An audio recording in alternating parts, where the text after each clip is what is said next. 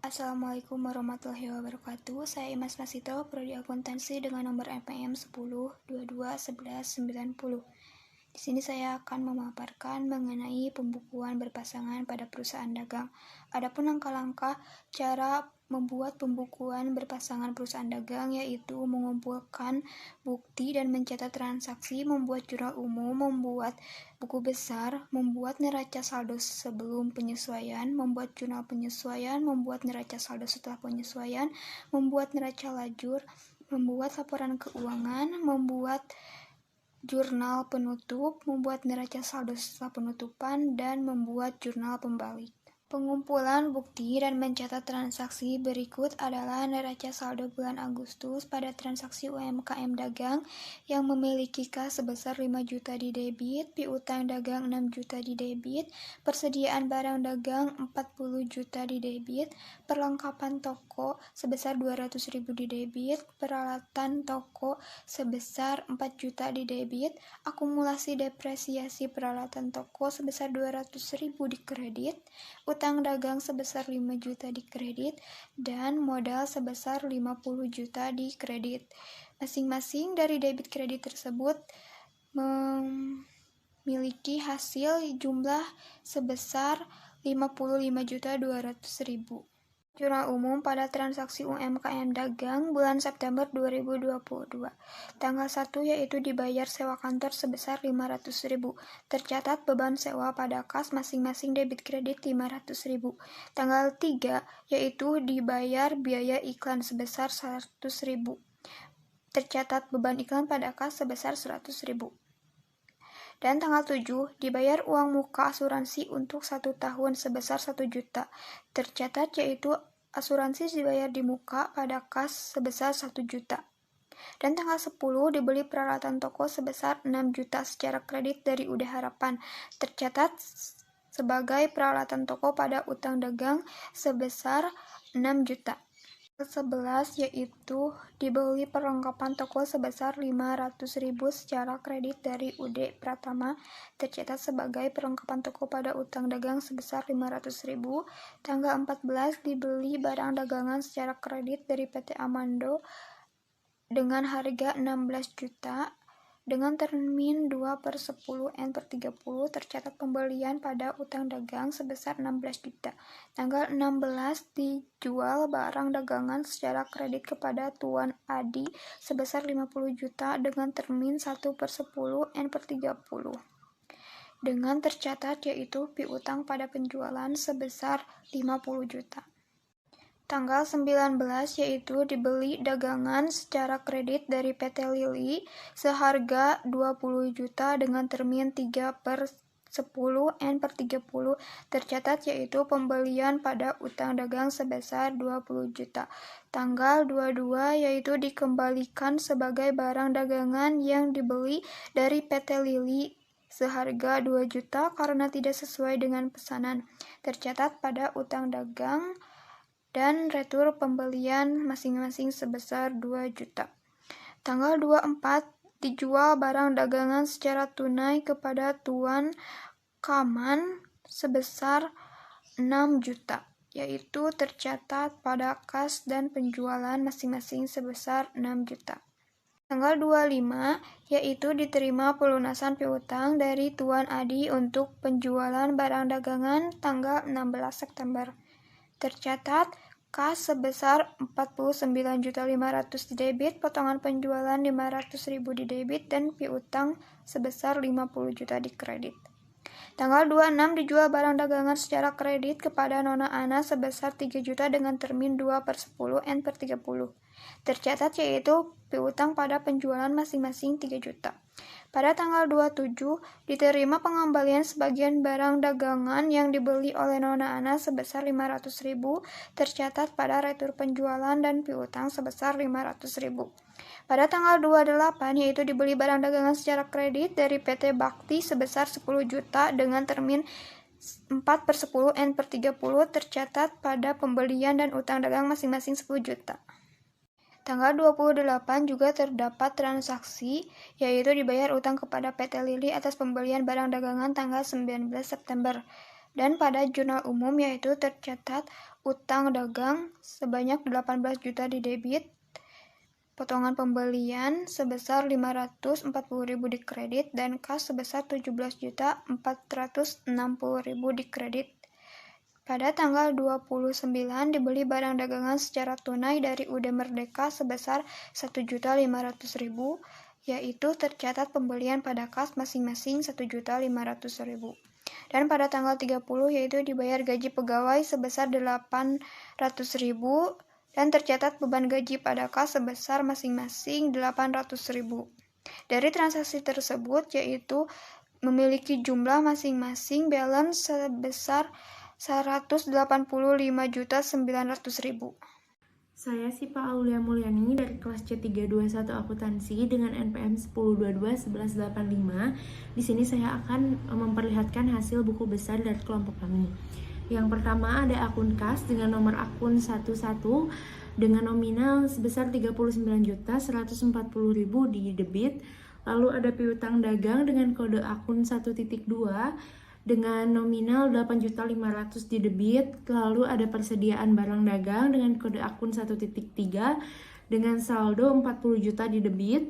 Lalu ada perlengkapan toko dengan kode akun 1.4 dengan saldo sebesar 700.000 di debit. Lalu ada peralatan toko dengan kode akun 1.5 dengan saldo sebesar 10 juta di debit. Lalu asuransi dibayar di muka dengan kode akun 1.6 dengan saldo 1 juta di debit. Lalu akumulasi depresiasi peralatan toko dengan kode akun 1.7 dengan nominal 200.000 di kredit. Lalu ada utang dagang dengan kode akun 2.1 dengan nominal 37.500 di saldo kredit. Lalu ada modal dengan kode akun 3.1 dengan saldo sebesar 50 juta di kredit. Penjualan dengan kode akun 4.1 sebesar 59 juta di kredit. Lalu ada potongan penjualan dengan kode akun 4.2 dengan nominal sebesar 500.000 di debit. Lalu retur penjualan dengan kode akun 4.3 dengan nominal 500.000 di debit. Lalu ada beban gaji dengan kode akun 1.5 dengan nominal 800.000 di debit.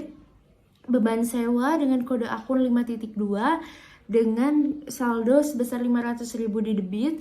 Lalu beban iklan dengan kode akun 5.3 sebesar 100.000 di debit. Lalu ada pembelian dengan kode akun 5.4 dengan nominal 47.500 di debit. Lalu ada potongan pembelian dengan kode akun 5.5 sebesar 540 di kredit. Lalu retur pembelian dengan kode akun 5.6 sebesar 2 juta di kredit. Perkenalkan, nama saya Salma Kamila dengan NPM 1022-1183. Selanjutnya, neraca saldo sebelum disesuaikan. Neraca saldo sebelum disesuaikan merupakan saldo akhir dari setiap akun yang terdapat pada buku besar yang telah dijelaskan sebelumnya, dengan hasil akhir Rp149.240.000 balance antara debit dan kredit. Lalu ada jurnal penyesuaian, di mana terjadi transaksi penyusutan peralatan sebesar Rp200.000 dan perlengkapan toko yang terpakai sebesar Rp500.000. Kertas kerja. Kertas kerja terdiri dari neraca saldo sebelum disesuaikan, jurnal penyesuaian, neraca saldo setelah disesuaikan, yang isinya yaitu saldo akhir buku besar setelah penyesuaian. Lalu laporan laba rugi, di mana yang dimasukkan hanya akun nomor 4 dan 5 atau dari penjualan hingga beban-beban, dan yang terakhir laporan posisi keuangan atau disebut juga neraca, di mana yang dimasukkan hanya akun nomor 1, 2, dan 3 sehingga didapatkan hasil sebesar Rp10.940.000 balance dengan laporan laba rugi. Assalamualaikum warahmatullahi wabarakatuh. Perkenalkan, nama saya Tessa Padla Pujianti dengan NPM 10221001 dari kelas karyawan B121. Di sini saya akan memaparkan hasil dari pembukuan berpasangan, yaitu laporan laba rugi, laporan posisi keuangan, dan laporan catatan atas laporan keuangan (CLK). Yang pertama di sini ada laporan laba rugi periode 31 September tahun 2022. Untuk pendapatan, yang pertama ada penjualan yaitu 59 juta, kemudian ada retur pembelian 540 juta, potongan pembelian 2 juta, sehingga penjualan bersihnya 61.540.000 rupiah. Kemudian ada beban, yang pertama ada potongan penjualan sebesar 500.000 rupiah, retur penjualan 500.000 rupiah, beban gaji 800.000 rupiah, beban sewa 500.000 rupiah, beban iklan 100.000 rupiah, kemudian beban depresiasi peralatan 200.000 rupiah, dan yang terakhir ada beban perlengkapan sebesar 500.000 rupiah, dan ada pembelian juga 47.500.000 rupiah, sehingga total bebannya yaitu 50.600.000 rupiah. Kemudian laba bersihnya totalnya 10.940.000 rupiah didapat dari penjualan bersih dikurangi dengan total beban. Kemudian yang selanjutnya ada laporan posisi keuangan periode 31 September tahun 2022. Yang pertama ada aset, di bawahnya ada aktiva lancar, yaitu ada kas dengan total 39.140.000 rupiah. Kemudian ada piutang dagang 8.500.000, ada persediaan barang dagangan 40 juta, perlengkapan toko 200.000 rupiah, dan asuransi dibayar di muka 1 juta rupiah. Sehingga total untuk aktiva lancarnya yaitu 88.840.000 rupiah. Kemudian ada aktiva tetap. Yang pertama ada peralatan toko, totalnya 10 juta, kemudian ada akumulasi depresiasi peralatan toko yaitu 400.000, sehingga aktiva tetapnya 9.600.000 dari peralatan toko dikurangi akumulasi depresiasi peralatan toko, sehingga total asetnya adalah 98.440.000 rupiah. Kemudian ada liabilitas dan ekuitas. Ada utang dagang dengan nominal 37.500.000 rupiah, sehingga total liabilitasnya adalah 37.500.000 rupiah. Kemudian untuk ekuitasnya ada modal sebesar 50 juta dan tambahan modal di store 10.940.000 rupiah, sehingga total ekuitasnya 60.940.000 rupiah. Untuk total liabilitas dan ekuitas yaitu balance dengan total aset yaitu 98.440.000 rupiah. Kemudian di sini ada catatan atas laporan keuangan. Yang pertama ada kas dan setara kas dengan nominal 39.140.000 rupiah. Kemudian ada piutang usaha 8.500.000, piutang usaha non konsinyasi dan konsinyasi pada akhir periode berjalan. Kemudian ada persediaan barang dagang merupakan persediaan akhir periode berjalan dengan total 40 juta. Kemudian ada perlengkapan toko dengan nominal 200.000 rupiah. Ada aset tetap 10 juta rupiah yang terdiri dari peralatan toko. Kemudian ada asuransi dibayar di muka 1 juta rupiah, akumulasi depresiasi peralatan toko 400.000 rupiah, utang dagang 37.500.000 rupiah, kemudian ada saldo laba yaitu 50.600.000. Saldo laba merupakan akumulasi selisih penghasilan dan beban setelah dikurangi dengan distribusi pemilik. Kemudian selanjutnya ada pendapatan usaha yang terdiri dari penjualan 59 juta rupiah, potongan pembelian 540.000 rupiah, dan juga retur pembelian 2 juta rupiah. Sehingga total untuk pendapatan usaha adalah 61.540.000 rupiah. Kemudian ada beban usaha yang terdiri dari potongan penjualan 500.000 rupiah, retur penjualan 500.000 rupiah, beban gaji 800.000 rupiah, beban sewa 500.000 rupiah, beban iklan 100.000 rupiah, kemudian ada beban depresiasi peralatan 200.000 rupiah, beban perlengkapan 500.000 rupiah, dan juga pembelian 47.500.000 rupiah, sehingga total untuk beban usaha adalah 50.600.000 rupiah. Saya Lulu Aulia Nurmalasari dengan NPM 10221030. Selanjutnya di sini saya akan membahas terkait jurnal penutup dan juga neraca saldo setelah penutup UMKM Putra pada periode akhir 31 September 2022. Yang pertama, UMKM Putra akan menutup saldo pendapatan. Di sini ada akun penjualan sebesar 59 juta, kemudian potongan pembelian sebesar 540.000, dan yang ketiga ada retur pembelian sebesar 2 juta. Maka kita akan tutup pada akun lawannya yaitu ikhtisar laba rugi sebesar 61.540.000. Kemudian yang kedua kita akan menutup akun beban-beban. Nah, di sini terdiri dari potongan penjualan sebesar 500.000, kemudian retur penjualan sebesar 500.000, beban gaji sebesar 800.000, beban sewa sebesar 500.000, dan juga beban iklan sebesar 100.000. Kemudian terdapat pembelian sebesar 47.500.000, beban depresiasi peralatan sebesar 200.000, dan yang terakhir ada beban perlengkapan 500.000. Maka kita akan tutup pada akun ikhtisar laba rugi juga, berada di posisi debit, yaitu totalnya 50.600.000. Selanjutnya yang terakhir kita akan menutup akun laba dengan cara ikhtisar laba rugi pada modal sebesar 10.940.000. Maka total jurnal penutup pada UMKM Putra ini senilai 123.080.000. Selanjutnya neraca saldo setelah penutup. Neraca saldo setelah penutup UMKM Putra ini terdiri dari kas sebesar 39.140.000, piutang dagang 8.500.000, persediaan barang dagangan 40 juta, perlengkapan toko 200.000, peralatan toko 10 juta, asuransi dibayar di muka 1 juta, kemudian akumulasi depresiasi peralatan toko 400.000, utang dagang 37.500.000, dan yang terakhir ada modal sebesar 60.940.000.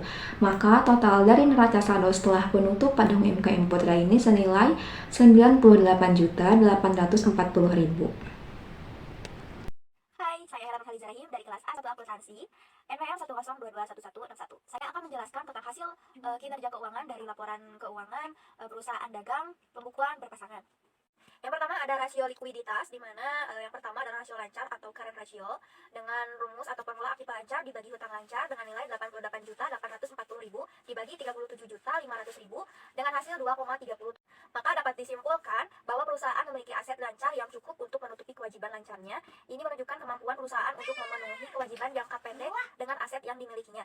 Yang kedua ada rasio cepat atau quick ratio dengan formula aktif lancar dikurangi persediaan dibagi hutang lancar dengan nilai 88.840.000 dikurangi 40 juta dibagi 37.500.000 dengan hasil 1,3. Dan dapat disimpulkan bahwa perusahaan memiliki kemampuan untuk memenuhi kewajiban jangka pendeknya menggunakan aset lancar yang paling likuid.